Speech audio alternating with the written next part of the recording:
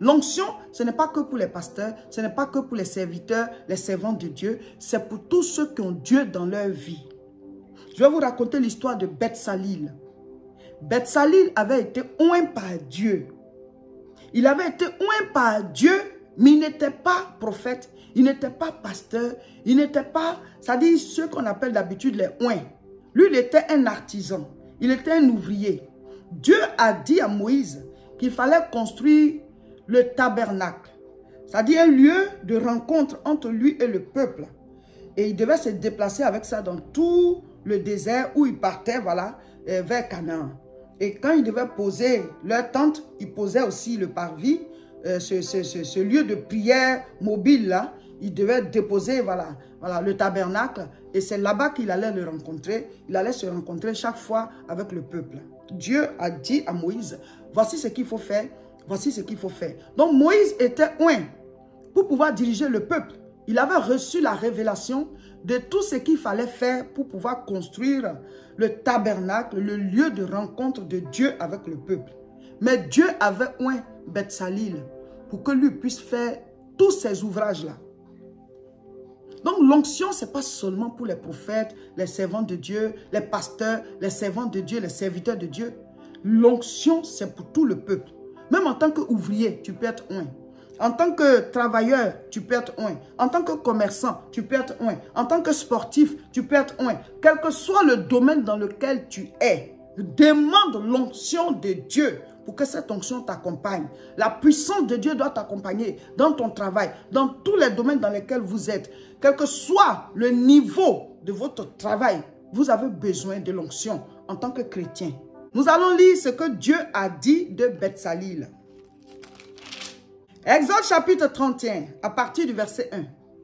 L'Éternel parla à Moïse et dit, « Sache que j'ai choisi Betsalil, fils d'Uri, fils de Hur, de la tribu de Juda. » Verset 3. « Je l'ai rempli de l'esprit de Dieu. » C'est-à-dire de lui-même son esprit, il a rempli son esprit en Betsalil. Donc ça veut dire que Betsalil était oint.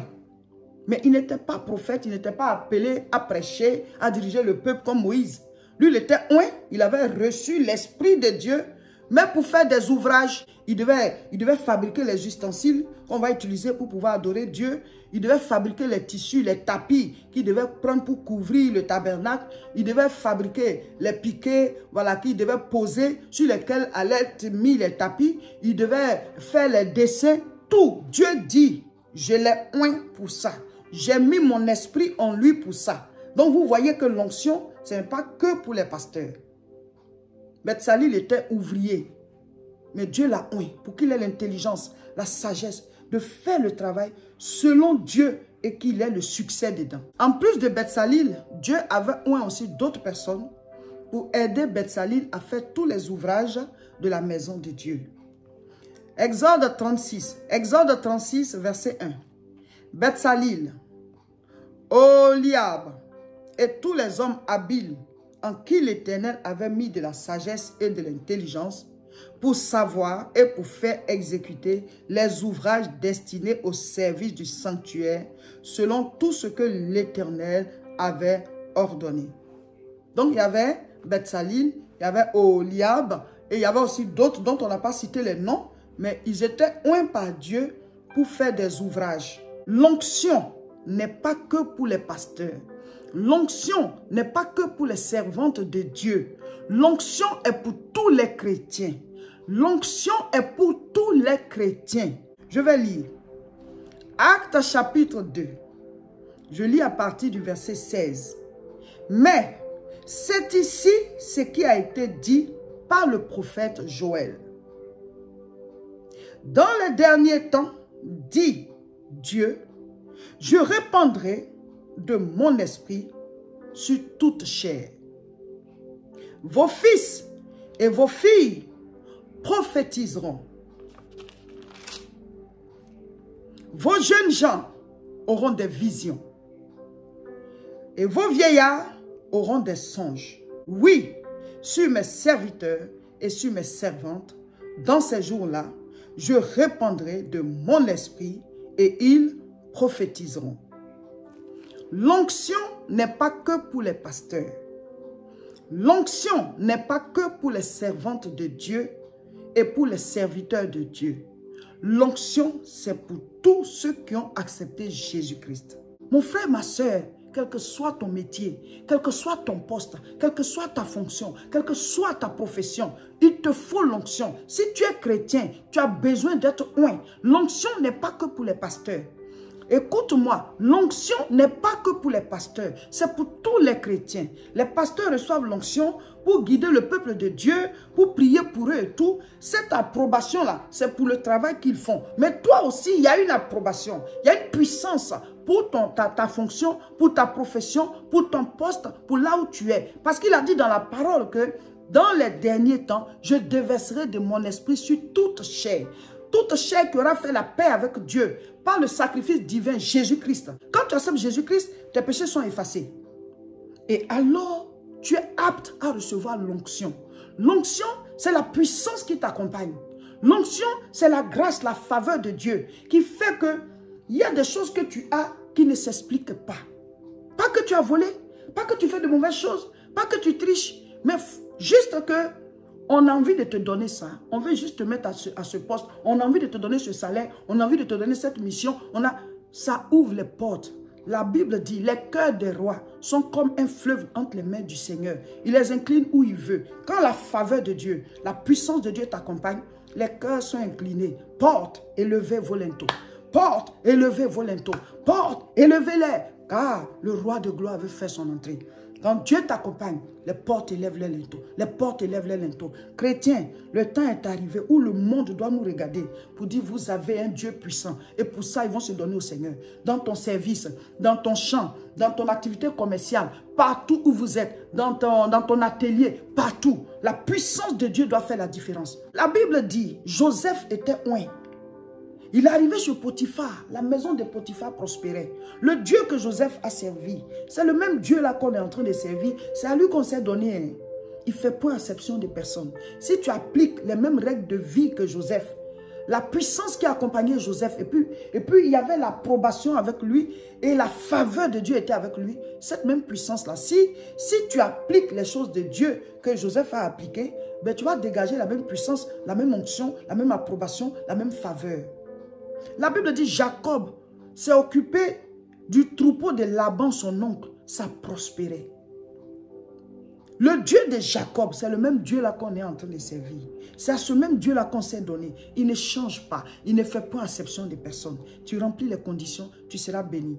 Abraham, le père de la foi, à qui Dieu a dit, quitte ta patrie et pars pour une autre terre. Il était berger et cultivateur. Abraham était riche. Abraham était oint. C'est l'onction qui faisait toute cette richesse. La puissance de Dieu qui l'accompagnait. Qui faisait que même quand il arrivait quelque part, les gens lui faisaient des dons. On lui donnait des personnes même pour le servir.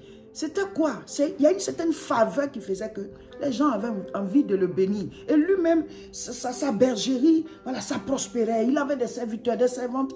Le rayonnement que Dieu met sur toi, c'est ce qu'on appelle l'onction. La Bible dit que David était oint. Un jeune homme ne peut pas se battre avec un lion, avec un ours, avec un géant et gagner. C'est ça l'onction. Mais ce n'est pas quelque chose forcément qu'on voit. Il y a une puissance qui t'accompagne, mais qui n'est pas visible à l'œil nu, mais qu'on constate par tes résultats. On se dit, mais attends, il y a quelque chose avec ce garçon. Il y a quelque chose avec ce monsieur. Il y a quelque chose avec cette dame. Parce qu'on n'arrive pas à expliquer tes résultats. Comment tu as fait même pour avoir ça? Comment est-ce qu'il y a telle faveur sur toi? Pourquoi est-ce que toi, tu es rentré dans telle dimension et puis on t'a donné telle place? On ne comprend pas. Quand tu as l'onction de Dieu sur toi, tes résultats, on ne les comprend pas. C'est ce que Jésus-Christ a dit à Nicodème. Que celui qui est né de Dieu, là, il est comme le vent. Le vent souffle. On ne sait pas d'où il vient, on ne sait pas où il part, mais on sent qu'il souffle. Quand l'onction de Dieu est dans ta vie, il y a l'approbation de Dieu, tu as des résultats. On dit, mais comment toi tu fais? Ce n'est pas que tu voles, ce n'est pas que tu triches, ce n'est pas que tu fais des mauvaises choses. Mais tes résultats dépassent tes efforts. Tu as des grâces. Il y a des lieux où les gens n'arrivent pas à entrer. Toi, comme ça, on t'accepte naturellement. Voilà, l'extraordinaire devient ordinaire. Le miracle devient ton quotidien. C'est ça, il y a une puissance qui t'accompagne. C'est ça l'onction. Et l'onction n'est pas que pour les pasteurs, c'est pour tous les chrétiens. Tu dois être oint à ta place. Tu dois être oint là où tu es. C'est-à-dire, quel que soit le travail que tu fais. David, il était roi après. Mais dans sa royauté, là, il était oint. Donc, même en tant que politicien, recevez l'onction. Car la Bible dit, c'est l'onction qui brise le joug.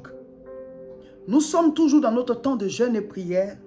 Aujourd'hui, lundi 22 mai 2023, nous sommes au 15e jour et nous commençons la 3e et dernière semaine. Le thème de cette semaine, c'est application.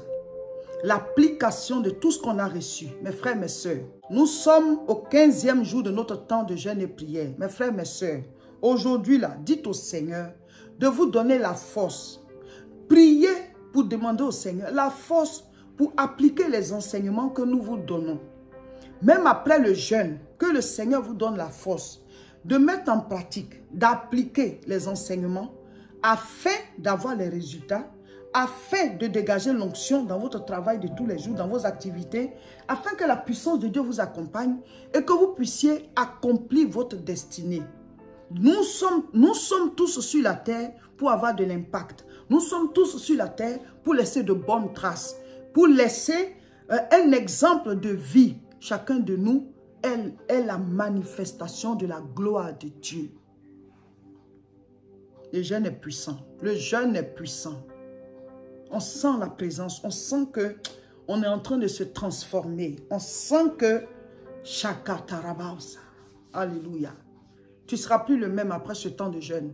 Chaque temps de jeûne a son impact dans la vie de chacun. Vous avez besoin de l'onction. Chrétien, quel que soit ce que tu fais, tu as besoin de l'onction. Maintenant, il y a des choses à appliquer. Cette semaine, on parle d'application. Des choses à appliquer pour que cette onction-là, tu puisses la manifester. Maintenant, qu'est-ce que vous devez appliquer pour manifester l'onction, pour avoir l'onction dans la vie de tous les jours? Premier point, vous devez naître de nouveau. Celui qui n'est pas encore né de nouveau, il faut que tu acceptes Jésus-Christ comme Seigneur et Sauveur, que tu reconnaisses qu'il est mort pour tes péchés, que tu lui donnes ta vie et que désormais tu ne vives plus pour toi, que tu renonces à ta manière de vivre d'avant et que tu décides d'adopter la manière de vivre que le Seigneur te recommande par sa parole. Donc là, tu es né de nouveau. Parce qu'il a dit, il vous a été donné de connaître les mystères du royaume. C'est-à-dire, c'est ceux qui sont nés de nouveau, qui sont aptes maintenant à comprendre les mystères du royaume. Comme on a dit, les mystères, ce ne sont pas des choses mystérieuses. Ce sont des vérités cachées que Dieu ne donne pas à n'importe qui, mais à ceux qui l'ont d'abord accepté. Deuxième chose, tu dois avoir une vie de prière régulière. Donne-nous notre pain de ce jour. Même si tu es né de nouveau et que tu ne pries pas tous les jours, tu ne peux pas être à l'écoute de la voix de Dieu. Tu vas manquer des choses parce que Dieu voulait te parler, mais tu n'étais pas à ton poste. Donc, d'abord, naître de nouveau, établir un programme pour avoir une vie de prière régulière. 3, il faut que tu lises la Bible tous les jours. Ceux qui ne savent pas lire, vous mettez en audio. Mais si tu sais lire, là, tu dois avoir une Bible papier où tu lis, où tu écris, voilà, tu traces, voilà, tu coloris des passages qui t'ont touché. On doit savoir que tu travailles avec ton outil spirituel. La Bible, c'est notre outil spirituel. On doit travailler avec, on doit sentir que la Bible là est pratiquée. Tu n'as pas une Bible, il faut t'acheter une Bible. Ensuite, qu'est-ce que tu dois faire? Tu dois obéir à la parole. Chaque jour, ce que tu as appris de la parole, tu mets de l'ordre, tu vis en fonction de ça. Tu appliques les enseignements que tu as reçus. Et donc, chaque jour, tu es transformé de gloire en gloire. Parce que ce que tu lis là, tu obéis. Ce que tu écoutes comme enseignement, tu obéis. Tu restes dans la présence de Dieu. Donc, Dieu, il découle sur toi. Sa présence se déverse en toi. Donc, comme sa présence se déverse en toi, et que quand tu vis là, le fait que tu vis là, ce n'est plus toi qui vis, c'est lui qui vit. Donc, cette onction-là, tu vois, c'est une puissance qui t'accompagne en permanence. C'est ça. Sa présence est là. C'est ça l'onction. Et alors, tu as des résultats, tu avances. Le Seigneur, il ne laisse rien te surprendre. L'ange de l'Éternel campe autour de ceux qui le craignent. Il les arrache du danger. Dieu est dans sa parole. C'est dans la parole là qu'il y a la vie. Donc, quand tu appliques comme ça, cette vie-là se dégage au fur et à mesure. Donc, il y a quelque chose que tu as qu'on ne peut pas expliquer parce que ce n'est pas visible à l'œil nu, mais tu es tout simplement différent. Tu as des résultats différents. mais parce que ce n'est pas par ta force, c'est par l'Esprit de Dieu qui est avec toi. Amen. Semaine d'application. Appliquez ce qu'on est en train de vous dire. Vous-même, vous verrez, vous rendrez témoignage. Ce n'est pas que nous, Dieu est plus proche de nous que vous. Ce qu'on est en train de vous dire là, c'est ça que nous, on applique. Et vous sentez Dieu dans notre vie. Et même quand on prêche, ça vous touche. On ne peut pas donner ce qu'on n'a pas. C'est parce qu'il est en nous qu'on arrive à vous le communiquer. Voilà, chers frères et sœurs, cette semaine-là, c'est une semaine où on doit plus redoubler dans la prière, dans la consécration, dans la méditation, dans l'écoute de sa voix. Parce qu'on est à la dernière semaine, on est au dernier virage et chacun va recevoir la bénédiction de ce jeûne. Aujourd'hui, nous lisons Luc chapitre 15. Lisez et mettez en commentaire ce que vous avez compris ou bien ce qui vous a touché. Le sujet de prière d'aujourd'hui, lundi 22 mai 2023, 15e jour du temps de jeûne et prière. Le sujet de prière est « Au nom de Jésus, dès maintenant, j'applique les enseignements pour avoir des résultats et réussir par l'onction. Au nom de Jésus, dès maintenant, j'applique les enseignements pour avoir des résultats et réussir par l'onction. » N'oubliez pas de faire vos 2 séances de prière en 24 heures. On a mis la formule de prière 3RCSP. Choisissez vos heures de prière et quand c'est l'heure là, allez prier. Ne laissez pas les choses vous distraire. Un jeûne où on ne prie pas, c'est une grève de la faim. Tu te prives de nourriture, mais tu dois prier. Tu dois, parce qu'on se prive de nourriture, c'est une consécration. C'est pour dire que Seigneur, on renonce même à notre droit de manger pour te chercher. Mais maintenant, tu es disponible là, parce que tu es dans le jeûne et tu ne parles pas à Dieu. Il y a un problème. Donc, nous sommes à la dernière semaine. Chacun de nous doit prier. Faites votre programme et parlez au Seigneur. Ça peut durer 30 minutes, ça peut durer 45, ça peut durer 1 heure. Mais vous savez les différentes étapes de vos prières et vous priez aussi pour vos 10 sujets et le sujet que nous, on vous a donné. Suivons comme ça. Le Seigneur va bénir chacun de nous. Amen. Ce week-end-là, c'est le week-end de la Pentecôte et ce sera aussi la fin du jeûne. Ici à l'église La Moisson de Tourcoing, nous avons une retraite spirituelle du samedi 27 au dimanche 28. Le samedi, c'est à partir de 14h30 à l'église. Nous allons prier jusqu'à 19h30. Voilà, un temps dans la présence de Dieu parce que c'est un temps de jeûne et prière. On va manger ensemble le soir, descendre du jeûne ensemble. Et puis le lendemain, dimanche, le culte, c'est à partir de 9h30. Bon, le culte, c'est à partir de 10h. Mais à 9h30, il y a une prière d'intercession. Vous pouvez y participer. L'adresse, c'est 48 rue Saint-Omer, 59 200 Tourcoing. Et ce dimanche, c'est la Pentecôte. Donc, on va encore prier pour le baptême du Saint-Esprit, pour que ceux qui ne sont pas encore baptisés puissent recevoir. Et ceux qui l'ont déjà, ils seront renouvelés. Donc, rejoignez-nous à Tourcoing. On a des navettes qui partent voilà, du métro à l'église. Le métro Tourcoing-Gare. Voilà, vous prenez le métro Tourcoing-Gare.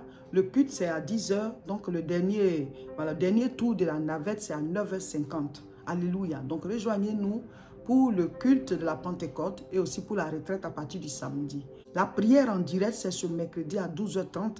C'est le dernier du temps de jeûne. Le mercredi d'après, ce sera spécial témoignage. Donc, connectez-vous, on va prier encore ensemble. Voilà, sur nos différentes chaînes. YouTube, c'est La Moisson TV. Facebook, c'est Réseau International Richesse. Partagez massivement cette vidéo. Ce jeûne-là, c'est jusqu'à la gare. Il nous reste 1 semaine. Redoublons dans la prière et restons spirituellement connectés au Seigneur. Amen.